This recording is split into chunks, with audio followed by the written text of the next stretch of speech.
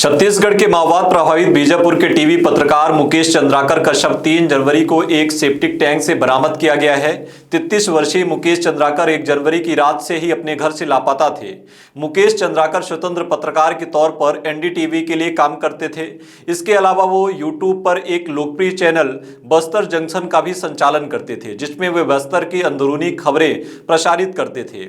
बस्तर में माओवादियों की ओर से अपहरित पुलिसकर्मियों या ग्रामीणों की रिहाई में मुकेश ने कई बार महत्वपूर्ण भूमिका निभाई थी। बीजापुर पुलिस ने एक विज्ञप्ति में 3 लोगों की गिरफ्तारी की बात कही है, लेकिन उनका नाम सार्वजनिक नहीं किया है। शनिवार को पुलिस ने मुकेश चंद्राकर की हत्या के मामले में आरोपी ठेकेदार का खाता सीज किया है।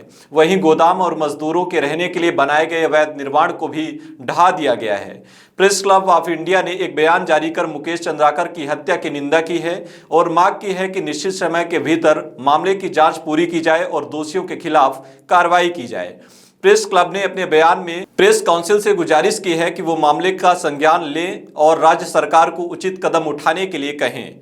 कांग्रेस सांसद प्रियंका गांधी वाड्रा ने भी इस मामले में सख्त और त्वरित कार्रवाई की मांग की है, जिन्होंने सोशल मीडिया पर लिखा, खबरों के मुताबिक मुकेश चंद्राकर ने अपनी रिपोर्ट में भ्रष्टाचार का खुलासा किया था, जिसके बाद उनकी बेरहमी से हत्या कर दी गई। राज्य सरकार से मांग है कि वो इस मामले में सख्त कार्रवाई करे, दोषियों को कड़ी से कड़ी सजा दे और उनके परिजनों को उचित मुआवजा दिया जाए। उनके परिजन को नौकरी देने पर भी विचार किया जाए। इससे पहले बस्तर के आईजी पुलिस सुंदरराज पी ने कहा, पत्रकार मुकेश चंद्राकर के भाई की शिकायत के बाद से ही पुलिस की विशेष टीम बनाकर जांच की जा रही थी। शुक्रवार की शाम हमने चट्टान पारा बस्ती में ठेकेदार सुरेश चंद्राकर के परिसर में एक सेप्टिक टैंक से मुकेश चंद्राकर का शव बरामद किया है। इस मामले में संदिग्धों को हिरासत में लेकर पूछताछ की जा रही है।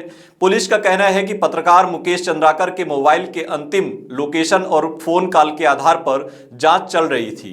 इसी दौरान ठेकेदार सुरेश चंद्राकर की ओर से अपने मजदूरों के लिए बनाए गए आवासीय परिसर में पुलिस ने खोजबीन शुरू की तो उन्हें एक ताजा कंक्रीट की ढाल नजर आई। पता चला कि यह पुराना सेप्टिक टैंक है, जिसके ढक्कन को बंद करके 2 दिन पहले ही कंक्रीट की ढलाई की गई है। इसके बाद पुलिस ने शक के आधार पर उस सेप्टिक टैंक के ऊपरी हिस्से को तोड़ा तो उन्हें पानी के भीतर पत्रकार मुकेश चंद्राकर का शव मिला। उनके शव पर गहरे चोट के कई निशान थे। इस घटना के बाद कांग्रेस और बीजेपी ने एक दूसरे पर निशाना साधा है। सुरेश चंद्राकर के कांग्रेस से जुड़े होने की वजह से बीजेपी ने पार्टी पर निशाना साधा है। वहीं कांग्रेस कानून व्यवस्था के हवाले से बीजेपी की निंदा कर रही है। राज्य के मुख्यमंत्री विष्णुदेव साय ने सोशल मीडिया पर लिखा है कि बीजापुर के युवा पत्रकार मुकेश चंद्राकर जी की हत्या का समाचार अत्यंत दुखद और हृदय विदारक है। मुकेश जी का जाना पत्रकारिता जगत और समाज के लिए अपूर्णीय क्षति है। इस घटना के अपराधी को किसी भी हाल में बख्शा नहीं जाएगा। अपराधियों को जल्द से जल्द गिरफ्तार कर कड़ी से कड़ी कार्रवाई करने के निर्देश दिए हैं। इधर विपक्षी दल के कांग्रेस नेताओं ने राज्य की भाजपा सरकार पर निशाना साधा है। उसने इस हत्याकांड के लिए प्रदेश की गिरती कानून व्यवस्था पर सवाल उठाए हैं। पार्टी के प्रदेश अध्यक्ष दीपक बैस ने कहा, भाजपा के राज में पत्रकारों को पत्रकारिता करने की कीमत अपनी जान से चुकानी पड़ रही है।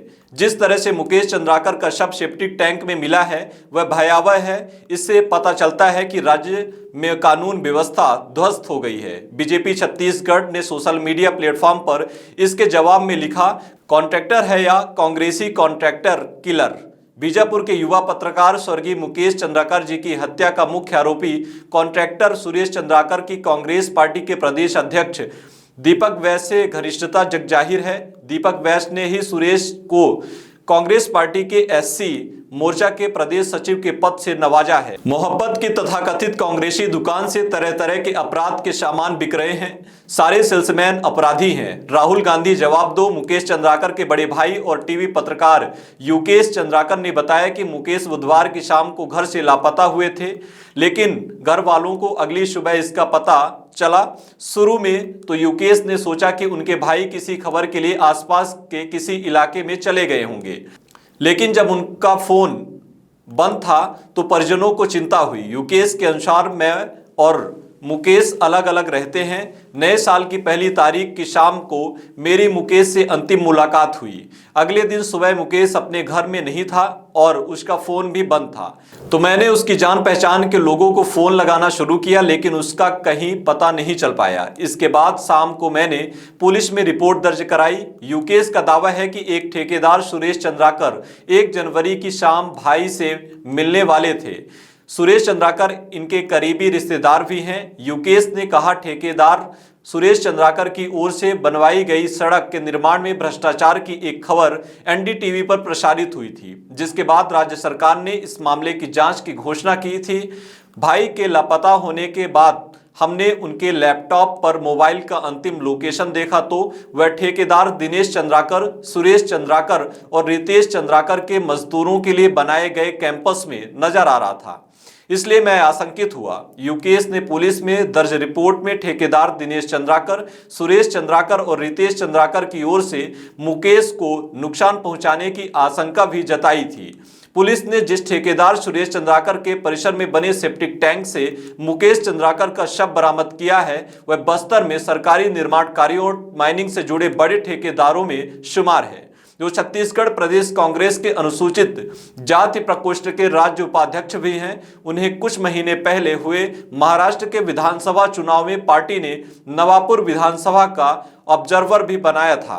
माओवादियों के खिलाफ पुलिस संरक्षण में शुरू किए गए शलवा जुडूम अभियान में शामिल रहे सुरेश चंद्राकर बेहद गरीब परिवार में पैदा हुए, लेकिन पिछले कुछ सालों में ही माओवाद प्रभावित इलाकों में सरकारी निर्माण कार्यों का ठेका लेकर वे बस्तर के शीर्ष ठेकेदारों में शुमार होने लगे। सुरेश चंद्राकर तब चर्चा में आए थे जब उन्होंने शाही अंदाज में शादी की थी। 40 साल के सुरेश चंद्राकर पहली बार 23 दिसंबर 2021 को तब चर्चा में आए जब 73% आदिवासी आबादी वाले बीजापुर में उन्होंने शाही अंदाज में अपनी शादी की। उन्होंने होने वाली पत्नी के लिए ससुराल तक आने के लिए निजी हेलीकॉप्टर का इंतजाम किया था। इसके अलावा बीजापुर जैसी जगह में उन्होंने अपने विवाह समारोह में नाच गाने के लिए रूसी डांसर के दल को बुलाया था। विवाह के अगले दिन उन्होंने बीजापुर के स्टेडियम में दावत दी थी। कहा जाता है कि बस्तर में इससे पहले कभी ऐसी शाही अंदाज वाली शादी नहीं हुई है। फिलहाल इस पूरे घटनाक्रम के मास्टरमाइंड सुरेश चंद्राकर को आज सुबह हैदराबाद से एसआईटी की टीम ने गिरफ्तार कर लिया है। लेकिन अब इस घटना से एक बड़ा सवाल निकलकर सामने आ रहा है कि क्या छत्तीसगढ़ सरकार पत्रकारों के लिए कोई ऐसा कानून बनाएगी जिससे प्रदेश में स्वतंत्र पत्रकारिता की टूटती हुई सांस की रक्षा की जा सके। इस खबर पर आपकी क्या राय है, कमेंट करके जरूर बताइएगा।